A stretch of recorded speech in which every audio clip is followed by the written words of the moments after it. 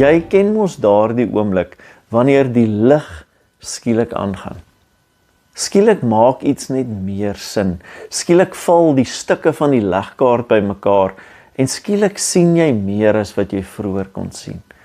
Ek het dit al soveel by my kinders gesien. Eers is daar frustrasie, en dan is daar vrae en 'n bietjie moedeloosheid met huiswerk.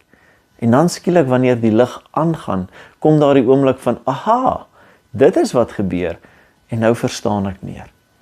Dis nie omdat die werklikheid verander het nie, maar omdat jou verstaan daarvan verander het. Dit is min of meer waar die disippels staan in Lukas 24.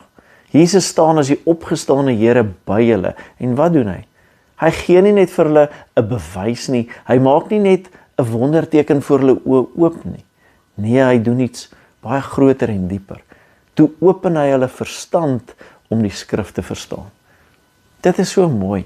Die opstanding beteken nie Jesus leef net nie. Dit beteken ook hy maak steeds oë oop. Hy help ons om te verstaan. Die kruis was nie 'n ongeluk nie. Die lyding nie die einde nie en die opstanding nie 'n nagedagte nie, maar deel van God se groter plan. En dalk is dit wat ons vandag nodig het. Nie noodwendig al die antwoorde nie, nie 'n lewe sonder vrae nie, maar dat Christus ons verstand oopmaak, sodat ons lewe, ons seer, ons verlede en ons toekoms in die lig van hom kan sien.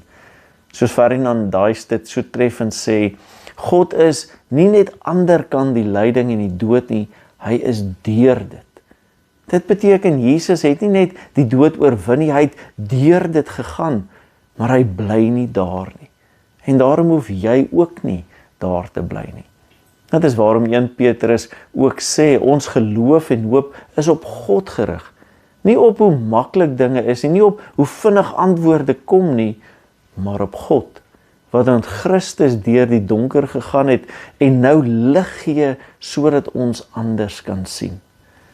Miskien is die wonderwerk wat jy nou nodig het, nie eers dat alles dadelik verander nie, maar dat Jesus jou verstand, jou hart, jou geloof oopmaak om te sien.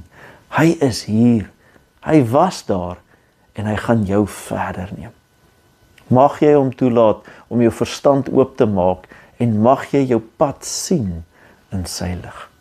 Here Jesus, maak ook my verstand oop om U beter te verstaan.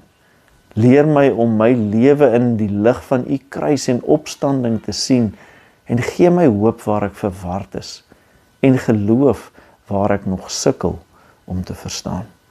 Amen. Dankie dat jy vandag ingeskakel het en dit is my hoop dat die gloeilamp oomblik in jou geloof vandag is en dat jy hierdie gloeilamp en lig met ander sal deel. Tot volgende keer. Totsiens.